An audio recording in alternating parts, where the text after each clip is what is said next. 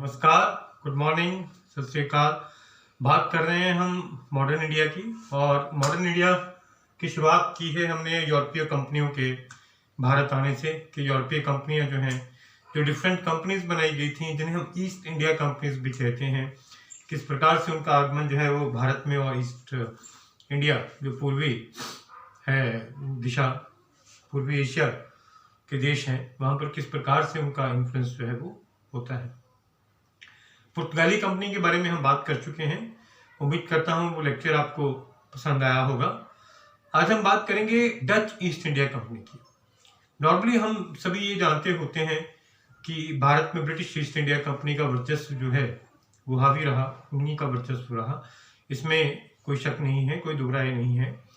लेकिन British east India company से पहले भी कुछ कंपनियां भारत में अपने पैर जमाने के लिए संघर्षरत थी, कोशिश कर रही थी कि भारत में जो है ज़्यादा से ज़्यादा व्यापार वो कर सकें, ज़्यादा से ज़्यादा पैसा कमा सकें। उनमें से पुर्तगाली कंपनी की हम बात कर चुके हैं। तो आज हम बात करेंगे डच ईस्ट इंडिया कंपनी की। तो डच ईस्ट इंडिया कंपनी जो है उसके बारे में कुछ विशेष बातें जो हैं आप इस लेक्चर में जान पाएंगे। तो डच ईस्ट इंडिया कंपनी, जिसे डच भाषा में VOC भी कहा जाता था, it was known as VOC, this Dutch East India Company. तो इसकी फॉर्मेशन जो हुई है वो 1602 में होती है। इसको 1602 में बनाया गया ईस्ट इंडिया कंपनी को। और मुख्य मकसद, मुख्य मंशा जो है वो पूर्वी एशिया के देशों में और भारत में व्यापार करना है। व्यापार का अधिकार जो है वो लेना है अपने देश से। और ब्रिटिश ईस्ट इंडिया कंपनी जो है वो 1600 में बनी थी और वो ज़्यादा पॉपुलर भी हुई। लॉन्ग टर्म में हम देखेंगे कि अगर दूरदृष्टि नज़र डालें, लॉन्ग टर्म की बात करें, तो उससे ज़्यादा सक्सेसफुल कंपनी कोई भी नहीं रही। लेकिन उससे पहले हम डच ईस्ट इंडिया कंपनी की बात कर रहे हैं। तो डच ईस्ट इंडिया कंपनी जो 1602 में बनाई गई वो इतनी सक्सेसफुल तो नहीं रही लॉन्ग टर्म में, लेकिन शॉर्ट टर्म में बहुत सारी सफलताएं डच ईस्ट इंडिया कंपनी ने भी हासिल की है। ये कह सकते हैं कि उनका प्रभाव जो है वो लॉन्ग लास्टिंग नहीं रहा। ये कह सकते हैं कि उनका प्रभाव जो है वो भारत पे इतना नहीं रहा जितना बाकी देशों में रहा। ये भी कह सकते हैं कि धीरे धीरे इस कंपनी का अस्तित्व जो है वो खत्म हो गया था, किस प्रकार से समाप्त हो गया, इसकी बात भी करेंगे। लेकिन ये हम बिल्कुल नहीं कह सकते कि डच ईस्ट इंडिया कंपनी का कोई रोल या कोई नाम ही नहीं था, ऐसा नहीं है। सो डच ईस्ट इंडिया कंपनी जो है वो ब्रिटिश ईस्ट इंडिया कंपनी के मुकाबले में कम पॉपुलर थी, लेकिन this was the largest and richest east India company. लेकिन जो डच ईस्ट इंडिया कंपनी बनाई गई व्यापार की दृष्टि से, ये जितनी भी ईस्ट इंडिया कंपनीज उस टाइम बन रही थी या जिनकी मंशा व्यापार करने की थी ईस्ट इंडिया कंपनी के माध्यम से इन पूर्वी देशों की तरफ, उनमें से सबसे बड़ी कंपनी जो है और सबसे अमीर कंपनी जो है वो डच ईस्ट इंडिया कंपनी थी। तो डच ईस्ट इंडिया कंपनी को हम लार्जेस्ट ईस्ट इंडिया कंपनी भी कह सकते हैं और इसे हम रिचेस्ट ईस्ट इंडिया कंपनी भी कह सकते हैं। उसके साथ साथ इसकी एक विशेषता और है कि this was the first multinational company. जी हाँ, ब्रिटिश ईस्ट इंडिया कंपनी को हम स्टार्टिंग में जब उसका अस्तित्व आया सामने, उसकी फॉर्मेशन होती है, तो उसे हम मल्टीनेशनल नहीं कह सकते थे, क्योंकि वो सबसे पहले भारत ही उनके ध्यान में था कि भारत में हमें व्यापार करना है। बाद में और देश जो है वो उनके रडार में आए और उन्होंने अपने पैर पसारे। लेकिन डच ईस्ट इंडिया कंपनी शुरू से ही, अपनी फॉर्मेशन के टाइम से ही, अपने शुरुआती दिनों से ही एक मल्टीनेशनल कंपनी के रूप में हमारे सामने आती है डच ईस्ट इंडिया कंपनी।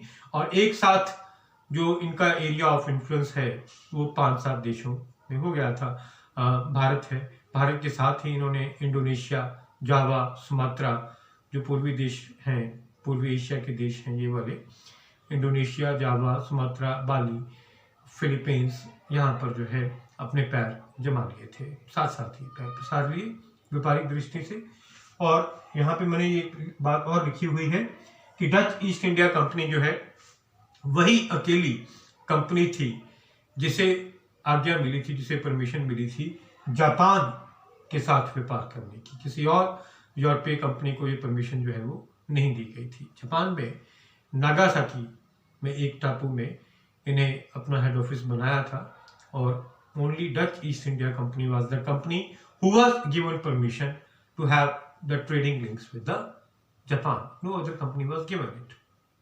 और डच ईस्ट इंडिया कंपनी, जैसा कि मैंने आपको अभी बताया कि 1602 में फॉर्मेशन होती है और 1602 के बाद पहले तो ये भारत में ही अपना व्यापार शुरू करते हैं मालाबार कोस्ट से। मतलब मालाबार कोस्ट जो है वो मसालों के लिए फेमस था। मालाबार कोस्ट से अपना व्यापार जो है वो शुरू करते हैं। लेकिन मालाबार कोस्ट से व्यापार शुरू किया और उसके साथ ही ये अपने पैर जो हैं ये यहाँ पर पसार लेते हैं, जावा, सुमात्रा और इंडोनेशिया में। मालाबार कोस्ट में स्पाइसेस, मसालों का व्यापार इन्होंने शुरू किया, जिस प्रकार से पुर्तगाली कंपनी का हमने देखा था। और उसके एकदम बाद ये भारत को कुछ देर के लिए छोड़ देते हैं और इनका ध्यान जो है वो इंडोनेशिया, जावा, सुमात्रा द्वीपों की तरफ चला जाता है और यहाँ पर किसी और यूरोपीय कंपनी का भी आगमन नहीं हुआ था, तो ये वहाँ पर जो है अपना व्यापार जमा लेते हैं और एक एकाधिकार हम कह सकते हैं, मोनोपोली जो है डच ईस्ट इंडिया कंपनी की इन क्षेत्रों में हो जाती है। और जकार्ता, इंडोनेशिया की कैपिटल, मेन ऑफिस जो है बनता है। जकार्ता को कई जगह जयकर्ता भी कहा गया है। इसी से हम समझ सकते हैं कि इस एरिया का, इस क्षेत्र का भारत के साथ एक कनेक्शन जो है वो शुरू से ही रहा है। जकार्ता जो टर्म है, कई इतिहासकार कहते हैं कि ये जयकर्ता से आई है, जयकर्ता टू जकार्ता। और इसे बटाविया भी कहा जाता है। Area was also known as Batavia island. तो यहाँ पे बटाविया कैसल बहुत फेमस है, जो कि डच ने ही बनाया था। बटाविया कैसल, बटाविया का किला, और वहीं पर वो जो मर्चेंट्स होते थे उनके रहने का स्थान था। उनका ऑफिसेस भी वहीं पे बनाए गए और मर्चेंट्स की सहायता के लिए जो नए लोग आते थे वो भी वहीं ठहरते थे। तो पूरा का पूरा एकाधिकार जो था वो इन आइलैंड्स में, जावा, सुमात्रा, इंडोनेशिया में जो है वो डच ईस्ट इंडिया कंपनी ने धीरे धीरे पूरा कर लिया था। ठीक है। और उसके बाद हम अगर बात करते हैं ऑस्ट्रेलिया और न्यूजीलैंड की, तो ये भी कहा जाता है कि ऑस्ट्रेलिया और न्यूजीलैंड की डिस्कवरी जो है उसको ढूंढने का श्रेय भी डच ईस्ट इंडिया कंपनी को ही सबसे पहले जाता है। और इस प्रकार से डच ईस्ट इंडिया कंपनी फैल रही थी। जब यहाँ पर इस क्षेत्र में अपना एकाधिकार उन्होंने जमा लिया, देखा कि अब हमें यहाँ से कोई हिला नहीं सकता है बेसिकली, तो फिर उन्होंने एक बार फिर से भारत की तरफ देखना शुरू किया। एक बार फिर से वो भारत की तरफ देख रहे हैं कि भारत में और कौन कौन से एरियाज हैं जहाँ पर जो व्यापारिक दृष्टि से डच ईस्ट इंडिया कंपनी कामयाब हो सकती है या उनका व्यापार जो है वो किया जा सकता है। तो मालाबार कोस्ट में किया। उसके बाद ये कोरोमंडल कोस्ट, जैसा कि मैंने पहले जिक्र किया, कोरोमंडल कोस्ट में अपने पांव जो है वो पसारते हैं, जो ईस्टर्न पार्ट है, ईस्टर्न कोस्ट जो है। और यहाँ पर पुलिकट और नागापट्टनम, पुलिकट और नागापट्टनम जो है, इन एरियाज में सबसे पहले डच ईस्ट इंडिया कंपनी अपनी फैक्ट्रीज खोलती हैं। फैक्ट्रीज कारखाना नहीं है, ये बात भी हमें समझनी है। ये बात एक कॉमन सी है कि आज की संदर्भ में मॉडर्न जो वोकैब है उसमें हम फैक्ट्री को वो जगह लेते हैं जहाँ पे कोई चीज़ मैन्युफैक्चर की जाती है, बनाई जाती है। लेकिन उस टाइम जो फैक्ट्री वर्ड यूज होता था वो एक व्यापारिक दफ्तर के लिए यूज होता था, कि जहाँ से व्यापार का काम चल रहा है, उसको ये फैक्ट्री बोलते थे। तो पुलिकट और नागापट्टनम में जो है कोरोमंडल कोस्ट में इन्होंने काम किया, वहाँ पे अपने दफ्तर इस्टेब्लिश किए। और उसके बाद धीरे धीरे जो इन्फ्लुएंस है इनका सूरत और वेस्टर्न कोस्ट में जो है और एरियाज में भी ये आते हैं। और इस प्रकार से भारत में जो है उनका अधिकार होना धीरे धीरे शुरू होता है।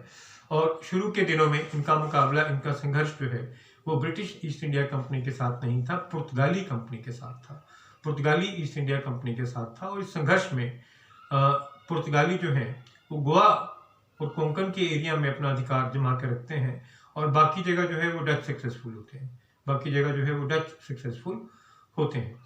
लेकिन धीरे धीरे जैसे ही ब्रिटिश ईस्ट इंडिया कंपनी का अधिकार जो है वो बढ़ना शुरू होता है, वो आते हैं भारत में। हम देखेंगे जो ब्रिटिश ईस्ट इंडिया कंपनी को हम डिटेल में करेंगे और उन्हें आज्ञा मिलती है व्यापार करने की, तो डच ईस्ट इंडिया कंपनी कहीं ना कहीं भारत में छोड़ने लगती है, भारत को भूलने लगती है। भारत से उनका जो हम क्या कह सकते हैं कि दाना पानी जो है वो खत्म होने लगता है और वो ये मन बना लेते हैं। जब ब्रिटिश ईस्ट इंडिया कंपनी के साथ एक समझौते की बात आती है, बाद में ये बात आ जाती है कि भारत में कौन रहेगा, तो वो एक समझौता ही था एक तरह से कि हम जो है हम इंडोनेशिया वाला जो एरिया है, इंडोनेशिया और पूर्वी एशिया के जो देश हैं, ये जावा सुमात्रा के टापू हैं, फिलीपींस हैं, हम यहाँ पर रहते हैं, आप इधर मत देखें, हम भारत में नहीं आएंगे, आप भारत को देखें। तो ये बात जो है ये हमें नजर आती है जब हम डच ईस्ट इंडिया कंपनी का इतिहास पढ़ते हैं। एक दो और भी बड़े इंपॉर्टेंट कारण थे, मुख्य कारण थे, पॉलिटिकल रीजंस कुछ हुए कि डच ईस्ट इंडिया कंपनी जो है लॉन्ग लास्टिंग इम्पैक्ट जो है वो नहीं बना सकी। उसमें एक बात आ जाती है कि 1795 में 1795 में जो फ्रांस जो है वो हॉलैंड पे कब्जा कर लेता है। डच कंपनी जो है उसका ओरिजिन कहाँ पर है, एक छोटे से देश हॉलैंड से है और 1795 में फ्रांस जो है वो हॉलैंड पे कब्जा करता है। पॉलिटिकल जो है उसको एनेक्सेशन हो जाती है उसकी 1795 में।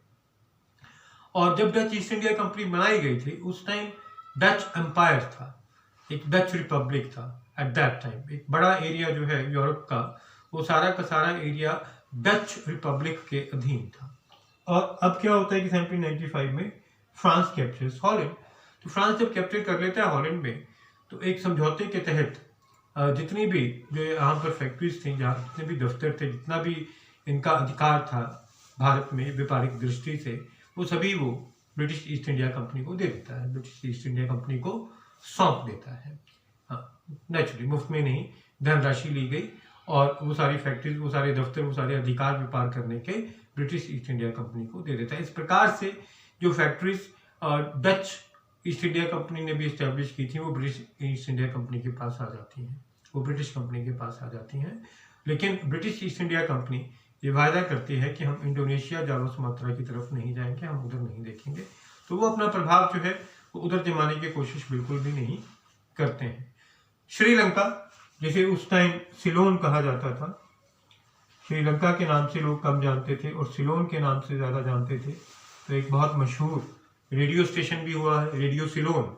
जब भारत में विविध भारती और ये कमर्शियल सेवाएं शुरू नहीं हुई थी, तो फिल्मी गीतों का एकमात्र जरिया होता था रेडियो सिलोन वहाँ पर।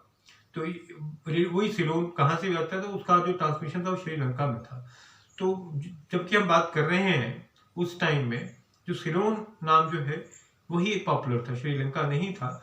और डच ईस्ट इंडिया कंपनी का सिलोन के ऊपर भी एकाधिकार था व्यापार का, और सिलोन से भी मसालों का व्यापार ही ज्यादा होता था। जो मेन आइटम है वो स्पाइसेस है, वो मसाले ही हैं, लेकिन उसके अलावा रेशम जो है, सिल्क जो है वो भी है, कॉटन भी है, साल्ट पीटर भी है, और श्रीलंका से एलिफेंट्स, सिलोन से एलिफेंट्स का व्यापार भी है जो डच ईस्ट इंडिया कंपनी ने किया।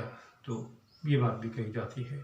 तो जब से ये डच ईस्ट इंडिया कंपनी का ओरिजिन हुआ, जब ये अस्तित्व में आई, तो उसके लगभग 200 साल बाद डच ईस्ट इंडिया कंपनी जो है भारत में तो कहीं नजर नहीं आ रही, और पूर्वी एशिया के दूसरे देशों में, जैसा कि जिक्र किया, इंडोनेशिया, जावा सुमात्रा, फिलीपींस, वहां पर उन्होंने अपना अधिकार बनाए रखा, लेकिन वो अधिकार भी जो है वो धीरे धीरे समाप्त होने लगा। और इस प्रकार से कोई लॉन्ग लास्टिंग इम्पैक्ट जो है, एक दूरगामी प्रभाव जो है, वो Dutch East India company establish नहीं कर पाई जो ब्रिटिश ईस्ट इंडिया कंपनी ने किया था।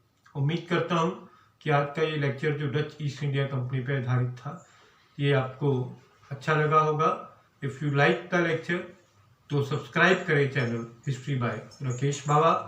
Thank you very much.